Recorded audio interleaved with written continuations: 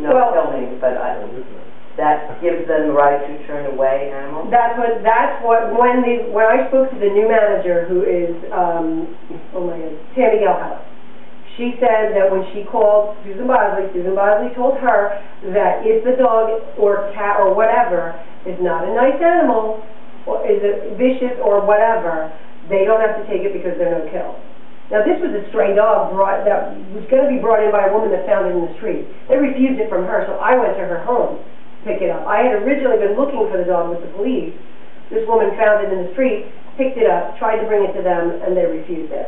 They actually called the sheriff's department on her and tried to say she was fighting this pit bull. They said it was skin and bones, bleeding from a million cuts all over. So David Ayers from the sheriff's department called me and said, well, Lorraine, should I go over there? I said, absolutely not. I'll go pick up the dog from the woman's house and I'll gauge its welfare.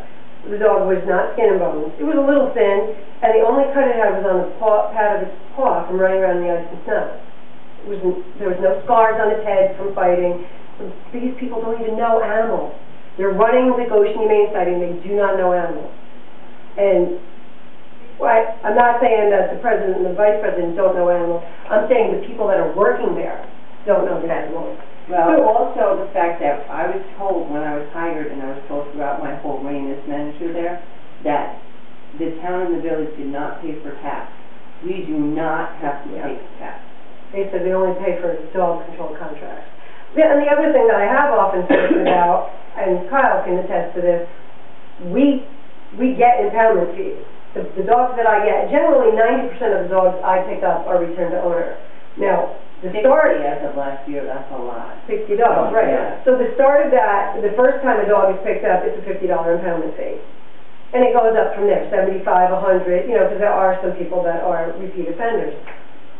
That money, when I used to bring dogs up to Fair Oaks, that money went to the town, and that offset my salary. Mm-hmm. And now it goes to the Humane Society. So not only do they pay them the money, but they get to keep the impoundment fees as well. And those are municipal fees. That's not supposed to be a shelter fee. That's a municipal fee. The shelter can charge their extra $15 a day for boarding or whatever they want to do, and they charge for the shot. But the impoundment fee, and then it also says in the contract that the impoundment fee was supposed to be used also to pay for people's licenses. But that hasn't had people been paying extra for licenses. They are charged extra fees for those licenses. So it's just, the contract is a mess. There isn't even one right now. So, I'm going to run for president of the Humane Society. I don't know if that's really a conflict of issue. I mean, I worked as the manager and I was the dog warden, and that wasn't a conflict. It actually worked very well. But I've worked with animals for 13 years. I've been a dog warden for 9 years. I really know what I'm doing when it comes to animals. I have references from all the vets I worked with, and I don't even know. They haven't had a meeting for the Humane Society in 2 years, a regular board meeting. So I don't even know when. To be held monthly. There has to be one held in 2 years. Right, so I don't even know when the next meeting is. I don't know when elections are, because they didn't even have elections last year. They just rolled it over. No, it was an election day, and I was working at the time. Oh. What Susan had her daughter do was she gave her a list of all the State Farm insured, and she had to come to the shelter while I was there, because I was there 8 to 5 every day, and call every State Farm insured and ask them to become a member, which is $25 a year, so this way they could vote. But when voting day came, Rick Bosley canceled, and it just never happened. It just rolled over. They rolled over the president and vice president again. Well, you certainly raised a lot of issues. There are a lot of issues, and it's unfortunate. And we actually, because I was willing to overlook a lot of crap. I've dealt with a lot of crap with my dogs disappearing and things like that. But when they got rid of Debbie, who was finally doing my stuff right, and then they killed that dog, that's it. My gloves are off. I'm mad, and I have every right to be mad now. And it's not the mayor should be full of animals. It's not, they went in there and painted. I had a high school girl who was working on her art major come. She spent 6 weeks every night painting a beautiful mural on the wall. As soon as they let me go, they painted the whole thing. They painted over this girl's hard work that, I had posted in the Chronicle. It was a beautiful mural. It took up the whole wall. Susan wanted it burgundy, so the shelter became. It looks like a vest office. I said it looks like a vest office. Of course it can.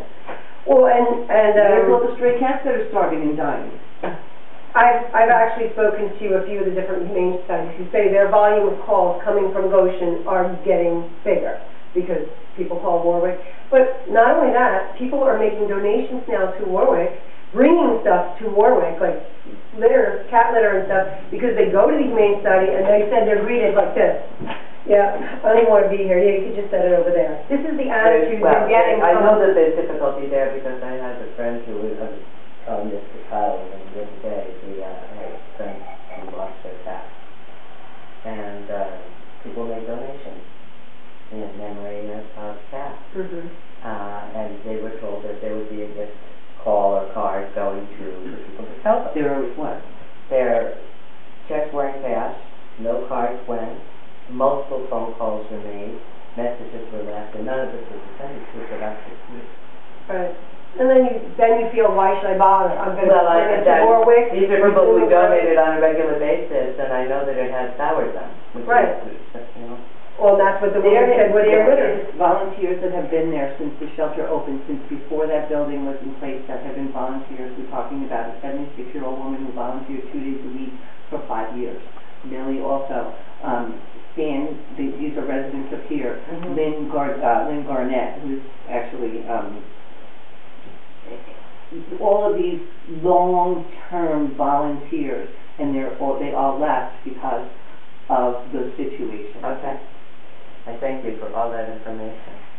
And if we contact numbers for you, and if we do get a current contract, I was given permission from the town to look it over, and I did tell the mayor that I would bring it over here so you guys can look at it as well.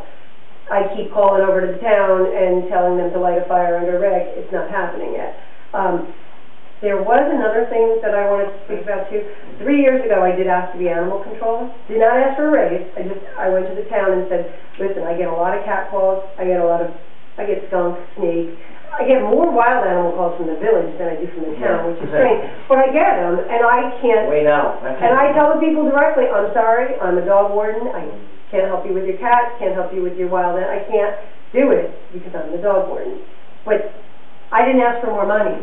I just asked to have my title changed. And I see no reason why a title couldn't be changed. You know, you're talking about just buying gloves and getting a few Hazelharts if someone becomes an animal control officer. Is there a legal difference between the two titles? I don't think so. Most people. Or something? Well, I mean, and you could say that I'm not a rehabilitator, so I really can't pick up wildlife, but I could get people in to help with it, but I can at least do the cats. Right. You know, we get village calls. We get calls all the time. I got a cat on my porch. Sorry. You know, it's I'm sorry to interrupt you. When I was the manager there, especially kitten season, I mean, I would get at least 4 phone calls a day, and then I'd ask a volunteer if it was an older couple. I can't pick up this cat and this kitten. I would ask the volunteer, please go over. I can't call Lorraine for that. You know what I mean? No, but I'm not going to let these kittens. I tell people all the time. I'm not going to let the kittens die either. If they don't have a mother, I can't tell you how many kittens I took home with me because they were 2 days old and bottle fed them every 3 hours. That's what you do. But there should be, I mean, many towns do have animal control, and they do go pick up cats.